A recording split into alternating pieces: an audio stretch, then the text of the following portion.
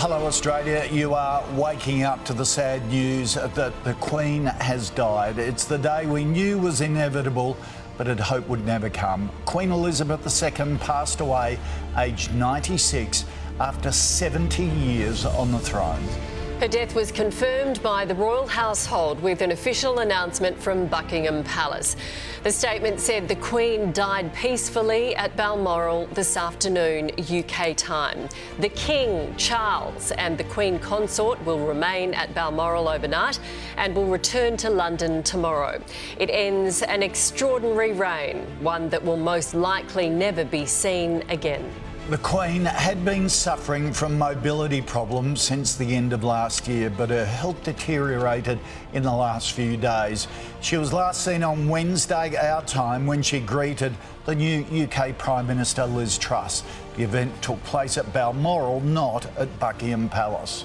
In the lead up to the Queen's passing, doctors had placed her under medical supervision. The royal family members rushed to her side in Scotland. All her children were there: Charles, Anne, Andrew and Edward, along with Prince William. Prince Harry arrived at Balmoral after the Queen had passed away. The Duke of Sussex looked visibly upset in the back of the car. Across the UK, crowds are gathering to pay tribute to the Queen. Mourners have been laying flowers to honour Elizabeth. These are live shots from Buckingham Palace.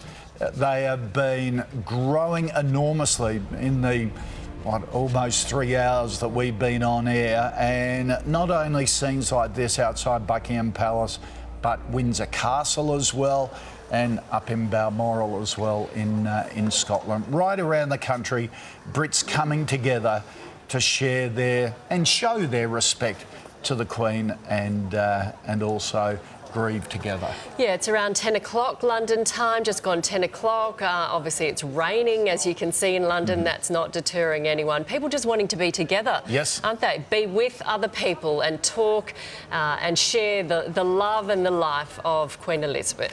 Let's go live to Europe Bureau Chief Hugh Whitfield outside Balmoral Castle. And Hugh, sad day for the royal family and also sadness around the globe being shown. Yeah, I think there's two forms of grief that we're going to witness over the next period of mourning, over the next 2 weeks or so. That global grief, but also deeply personal family grief that the royal family will be experiencing right now here at Balmoral, where members of the family have been gathering throughout the day. We've got a few more details just on some of the timeline of all of this. Prince Charles and Camilla were up here in Scotland at Burke Hall, which is their residence just down the road from here. Princess Anne was also up in Scotland, so they managed to get here to Balmoral pretty quickly as soon as that concern was raised by doctors. We now know that the UK Prime Minister Liz Truss was told that the Queen had passed away at 4:30 p.m. local time. That's 1:30 in the morning on the Australian East Coast. It was 2 hours before the public was told at 6:30 p.m. here, 3:30 on the Australian East Coast. Now, I'm not sure that that convoy of royals that came up from London, Prince Andrew, Prince Edward, Sophie and Prince William, I don't think that they made it here in time, unfortunately. We certainly know that Harry arrived here after the Queen's death was publicly announced. Nonetheless, tonight here, they will be gathered together.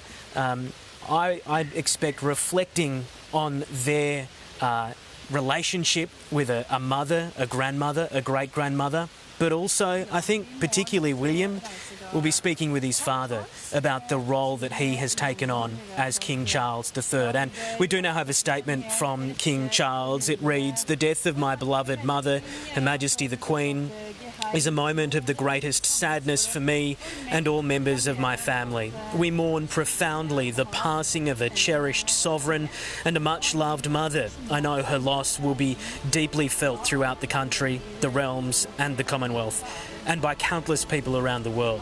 During this period of mourning and change, my family and I will be comforted and sustained by our knowledge of the respect and deep affection in which the Queen was so widely held."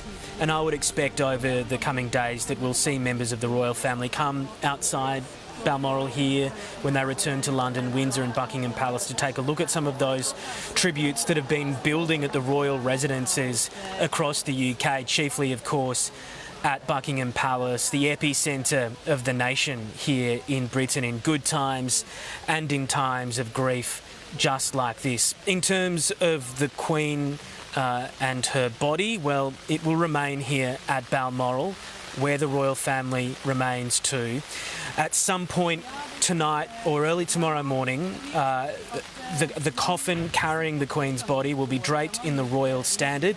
It will be moved into the ballroom here at Balmoral Castle, giving the royal family and members of the royal household, the staff here at Balmoral, who no doubt have spent time with the Queen over the years that she's been coming here, give them a chance to pay their respects before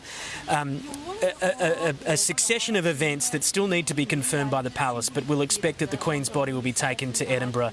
There'll be some commemorative events that will take place, mourning the loss of the Queen of the United Kingdom, that joint crown between England and Scotland, in Edinburgh, including at St Giles Cathedral, the Church of Scotland Cathedral on the Royal Mile, before the Queen's body is taken down to Windsor and London for many days of events that will include a chance for members of the public to pass by her coffin to pay their own respects. And members of the royal family will be deeply involved with all of that.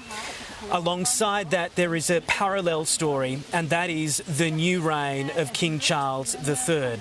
He picks up after his mother served 70 years on the throne, that unwelting duty that she stuck with right until this week, when she oversaw that transition of power between Boris Johnson and Liz Truss. This is a remarkable moment in history, what we are experiencing right now, but it comes in a week where Britain has seen a change of Prime Minister and a change of monarch. It's almost the week of two Prime Ministers and two monarchs. It is a remarkable series of events that we've seen take place here. And so King Charles, as he now is, King Charles III, takes on the weight of the crown that some monarchs don't take too kindly to, but he has served the longest of apprenticeships. At 73 years of age, he has known his entire life that this is a role that he would take on. We have no doubt that his reign will not last as long as his mother's. William will come. He's now next in line to the throne, William, and his son George is second in line to the throne. So William takes on the dukedom that Charles previously held. So William and Kate are now the Duke and Duchess of Cornwall and Cambridge. There'll be some discussions going forward about whether or not Charles will take on the Prince of Wales title, but as the next in line, he is automatically the Duke of Cornwall. And his young son, Prince George, who had his first day at his new school today, is second in line to the throne. So despite the fact that the Queen, her reign has ended, the monarchy continues. The change in sovereign has occurred automatically. There'll need to be a proclamation of the new king at a meeting of the Accession Council, which is a form of the Privy Council here in the UK. That'll likely take place at St James's Palace at some stage in the next 48 hours. And that harks back to ancient times when a new king had to be proclaimed right across the nation. So there'll be an element of tradition here, and I expect modernity going forward as well under a new king. Yeah, it's an amazing series of events. Their lives are certainly planned out for them, aren't they? Thank you very much, Hugh.